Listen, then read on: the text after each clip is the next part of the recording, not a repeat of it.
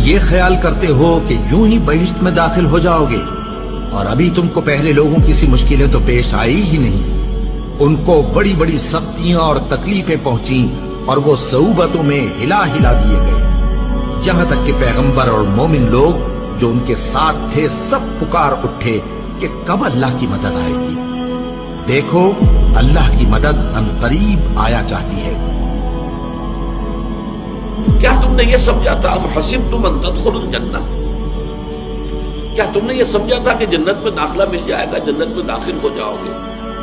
فلما یاتکم، ابھی تک تو تم پر وہ باتیں آئی ہی نہیں، وہ کیفیات، وہ امتحانات، وہ شدائد، وہ مصائب، وہ ابتلاءات آئے ہی نہیں۔ مثل الذین خلوا من قبلکم، جیسے کہ ان لوگوں پر آئی تھی جو تم سے پہلے تھے۔ مستھم البأساء،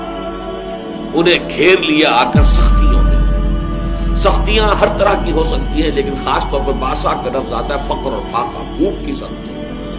والضراء، اور تکالیف،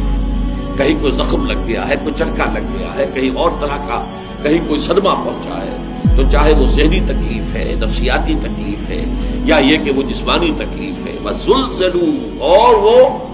ہلا مارے گئے، گویا کہ ان کو اچھی طریقے سے اللہ تعالیٰ نے آزمایا، جھنجھوڑ ڈالے گئے، زلزلوا، جھنجھوڑ ڈالا۔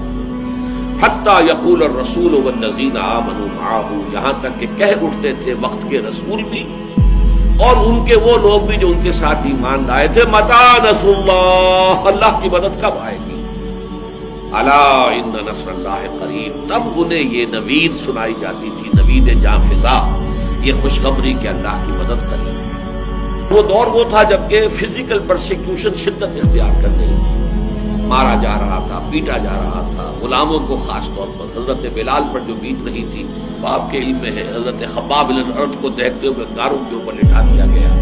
حضرت یاسر، حضرت سمیہ رضی اللہ تعالیٰ عنہما کو جو شہید ہی کر دیا گیا شدید ترین ٹارچر کے بعد۔ تو یہ جو حالات تھے کہ جن سے اہل ایمان دوچار تھے اس وقت، تو کچھ لوگوں کے دلوں میں کوئی اضطراب پیدا ہو گیا، ارتعاش سا پیدا ہو گیا ان کے اعصاب میں، اور حضور کے پاس حاضر ہوئے۔ یہ بخاری شریف کی روایت ہے، اور اس کی راوی کون ہے؟ خباب بن الارت، جن کے ساتھ وہ واقعہ پیش آیا تھا کہ ننگی پیٹھ انہیں دہکتے ہوئے انگاروں پر لٹایا گیا تھا کہ وہ پیٹھ کی کھال جلی اور اس کی چربی پگھلی تو اس سے وہ انگارے ٹھنڈے ہوئے۔ اس درجے جو ہے تعذیب، اس درجے ٹارچر سے جو شخص گزرا تھا، اس نے اگر آ کر کہا ہے، اور حدیث کے الفاظ یہ کہ حضور اس وقت خانہ کعبہ کی ایک دیوار کے سائے میں اپنی چادر کی ٹیک لگا کر آپ استراحت فرما رہے تھے، تو ہم حاضر ہوئے، ہم نے عرض کیا حضور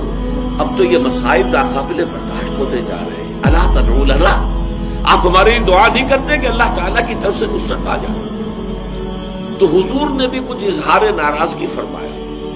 آپ اٹھ کر بیٹھ گئے اور آپ نے کہا خدا کی قسم تم بہت جلدی مچا رہے ہو،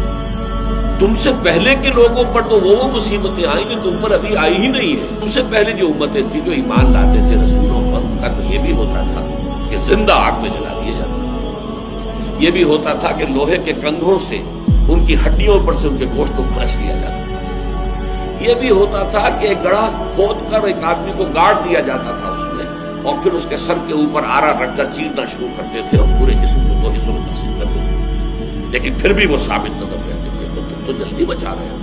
خدا کی قسم وہ دن آ کر رہے گا کہ ایک سوار صنعاء سے حضر موت تک سفر کرے گا اور اسے سوائے اللہ کے کسی کا خوف نہیں ہوگا، لیکن بہرحال وقت لگے گا، تو اللہ تو ظاہر کر کے رہے گا ان کو کہ جو سچے ہیں، واقعی صادق الایمان ہیں، اور ان کو کہ جو جھوٹ موٹ کے مومن بنے پھرتے ہیں، جو حقیقت میں مومن نہیں ہے بلکہ صرف یہ کہ انہوں نے ایمان کا لبادہ اوڑھ لیا۔ اللہ تو لازماً ظاہر کر دے گا کون حقیقتاً مومن ہے اور کون منافق ہے، یعنی جو جھیل نہیں سکتا، جو تحمل نہیں کر سکتا، جو برداشت نہیں کر سکتا، جس کی ہمت جواب دے جاتی ہے، جو پیٹھ دکھا دیتا ہے، جو پسپائی اختیار کرنا شروع کر دیتا ہے، پھر وہ مومن نہیں ہے، وہ منافق ہے۔ اور انہیں آزمائشوں کے ذریعے ہی سے تو یہ بات کھلتی ہے کہ کون مومن ہے، کون منافق ہے، کون سچا ہے اپنے دعوی ایمان میں اور کون جھوٹ موٹ کا مدعی ایمان ہے۔ تو اگر یہ فتنے نہ ہوں، یہ آزمائشیں نہ ہوں، یہ تکالیف نہ ہوں، یہ مصیبتیں نہ ہوں، تو یہ دودھ کا دودھ پانی کا پانی جدا کیسے ہوگا؟